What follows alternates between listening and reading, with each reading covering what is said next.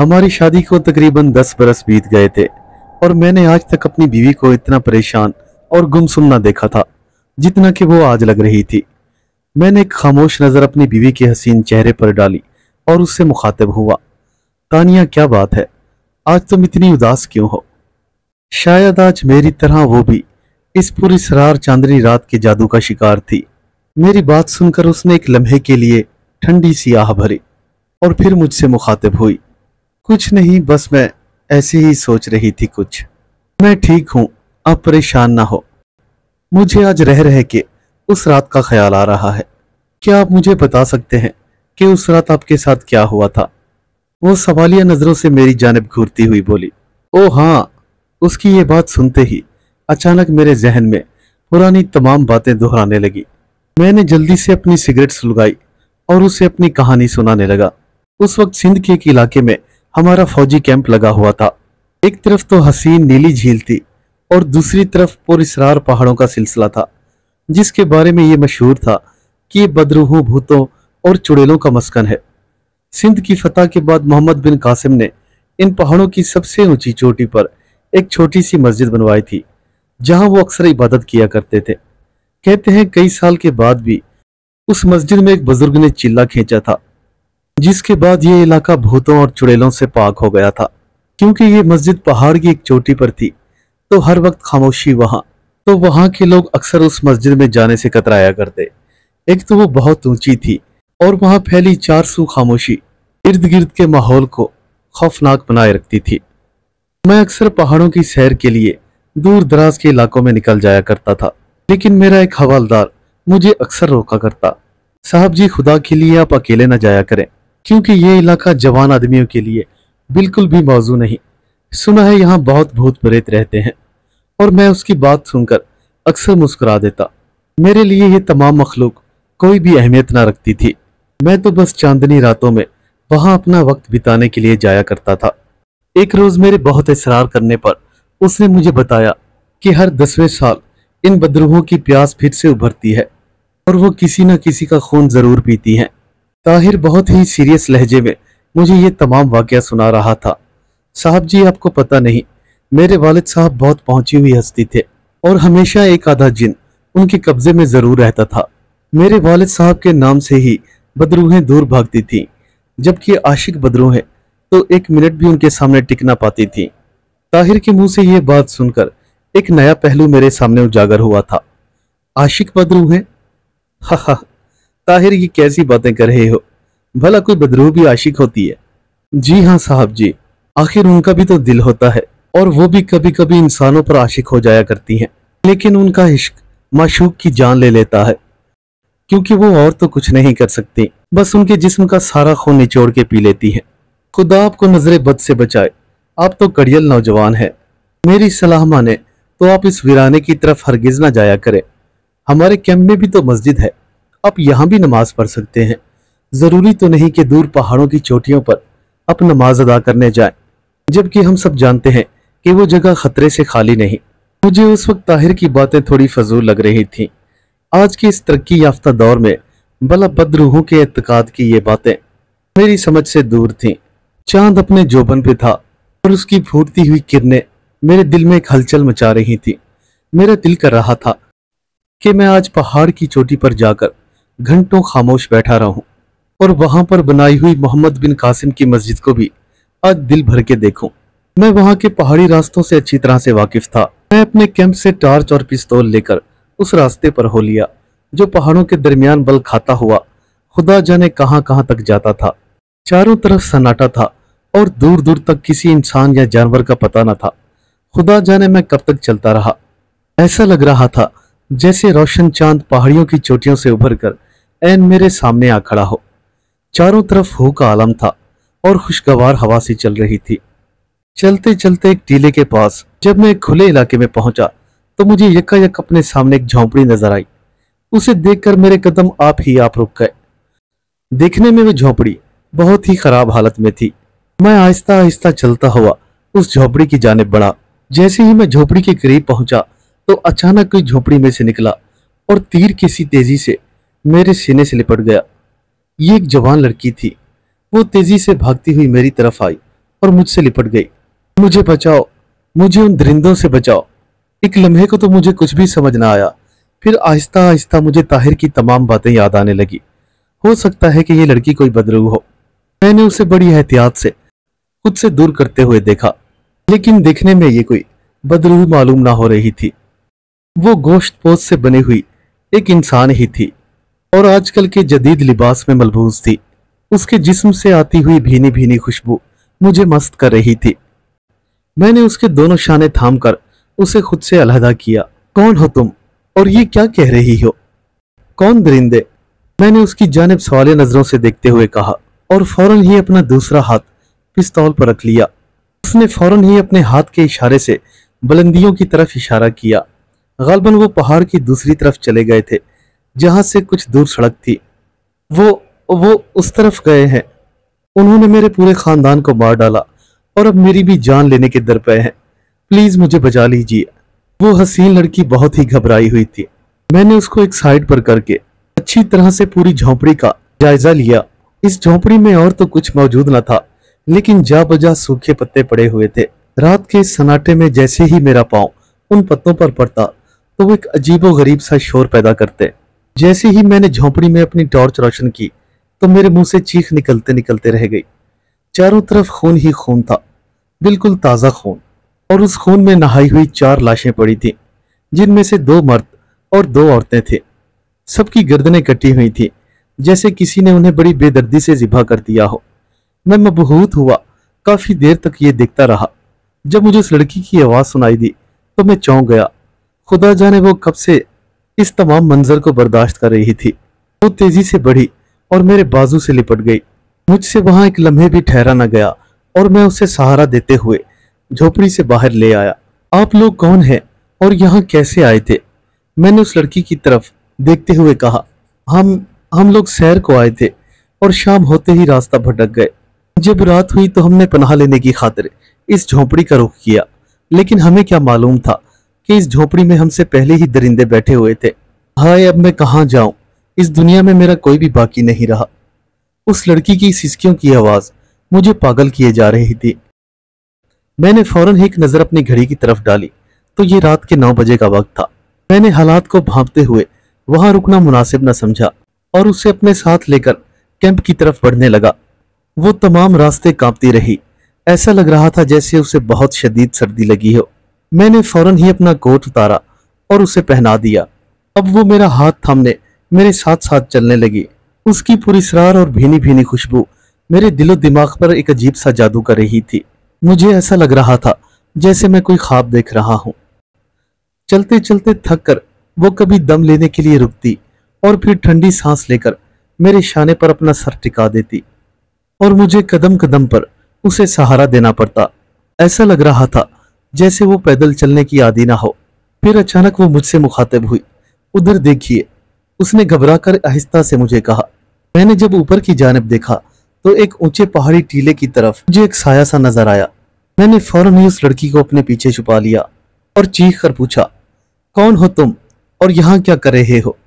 मेरी आवाज उस वीराने में इस तरह गूंजी कि जैसे तमाम पहाड़ मेरी आवाज से थर्रा गए थे। इसके बाद एक जोरदार कहकहा बुलंद हुआ, जैसे पहाड़ी पर खड़ा हुआ वो शख्स मेरी बेबसी का मजाक उड़ा रहा हो। फिर देखते ही देखते उस शख्स ने हम पर गोलियों की बुछाड़ कर दी। मैंने फौरन ही अपने इधर उधर देखा तो मुझे अपनी बाईं जानिब एक बड़ा सा टीला नजर आया। वहां तक अगर पहुंच जाता तो मैं उस दुश्मन से बच सकता था। मैंने लड़की को अपने साथ घसीटते हुए उस टीले की तरफ दौड़ लगा दी। अभी हम उस टीले के पास न पहुंचे थे कि एक गोली सनसनाती हुई आई और सीधा उस लड़की को जा लगी। बस इतना देखना था कि मैं गुस्से से खौल उठा और उस शख्स पर मैंने भी अंधाधुंध फायरिंग करना शुरू कर दी। शायद उस शख्स के पास AK-47 थी। देखते ही देखते कई गोलियां मेरे जिस्म के पार हो गई और मुझे ऐसे लगा कि जैसे मैं किसी समंदर में डूब रहा हूं और मेरा भारी जिस्म नीचे ही नीचे लुढ़कता चला जा रहा है। मैं कब बेहोश हो गया मुझे इस बात का कोई इल्म नहीं, लेकिन जब मेरी आंख खुली तो चांद की बजाय सूरज ऐन मेरे सर के ऊपर था और ताहिर मुझे सहारा देकर उठा रहा था। जरा जरा एहतियात से ताहिर, मुझे बहुत सारी गोलियां लगी हैं। मैंने आहिस्ता से कहा। गोलियां? कौन सी गोलियां साहब जी? आपको तो कोई भी गोली नहीं लगी। देखिए माशाल्लाह, आप तो बिल्कुल फिट हैं। आपके जिस्म पर तो कोई भी खराश नहीं। ताहिर की ये बात सुनकर मुझे एक झटका सा लगा और मैंने हैरान होते हुए अपने जिस्म की जानिब देखा। ये देखकर मैं हैरान हो गया कि वाकई मैं बिल्कुल सही सलामत था। लेकिन ये क्या, कल रात तो मुझ पर अनगिनत गोलियां बरसाई गईं। कल रात वाला मंजर किसी फिल्म की तरह मेरी नजरों के सामने चलने लगा। फिर अचानक मुझे उस लड़की का ख्याल आया। वो कहाँ है? वो लड़की कहाँ है? मैंने ताहिर की जानिब देखा। कौन लड़की साहब जी? यहाँ तो दूर दूर तक किसी लड़की का कोई नामो निशान नहीं। मुझे तो फकीर हुसैन ने आकर बताया था कि साहब जी कल रात से गुम है। बस मैं आपको तलाश करता करता यहाँ पहुंचा, जबकि आप तो यहाँ हाथ का तकिया बनाए बड़े आराम से सो रहे थे। साहब जी मैंने आपको पहले भी मना किया था कि आप इस इलाके में मत आए, मगर आप भी तो जिद के पक्के ही हैं। इतना कहकर वो खामोश हो गया और मैंने उसकी बात का कोई जवाब न दिया। फिर मैं वहां से चलता हुआ उस पुरअसरार मनहूस झोपड़ी की तलाश में गया जहां मैंने कल रात 4 लाशें देखी थी। खासी देर के बाद वो झोपड़ी हमें मिल गई, लेकिन वहां तो ना कोई खून था और ना ही लाशें। यूं लगता था जैसे बरसों से यहाँ कोई इंसान ना आया हो। उस दिन जिंदगी में पहली बार मुझे अपने मातहत अफसरों और जवानों के सामने खफ्त उठाना पड़ी। उनकी आंखों से देखकर यह लगता था कि जैसे मैंने बहुत ही ज्यादा पी ली हो और नशे में धो धोकर बातें कर रहा हूं। लेकिन अब मैं उन्हें कैसे बताता कि वाकया जो मेरे साथ गुजरा वो बिल्कुल सच था और मैंने उसे अपनी आंखों से देखा था, जिसका एक वाज़ेह सबूत मेरे कोट में बसी हुई उस लड़की की खुशबू थी। इतना कहकर मैं रुक गया और अपनी दूसरी सिगरेट सुलगाने लगा।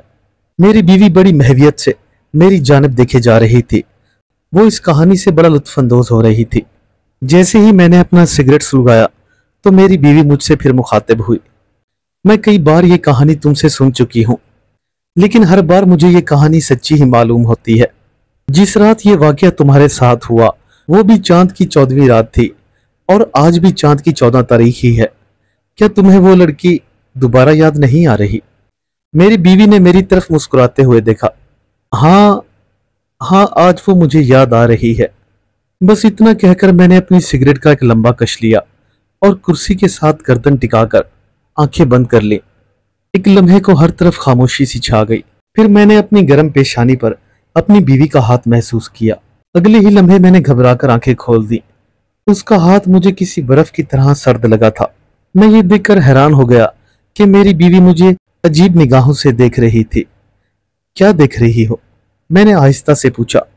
मैं देख रही हूं कि तुम्हारी रूह उस पुरअसरार लड़की के लिए कितनी बेचैन है, उसने धीमे लहजे में मेरी जानिब देखते हुए कहा। उसकी ये बात सुनकर मैं एक लम्हे को मुस्कुराया।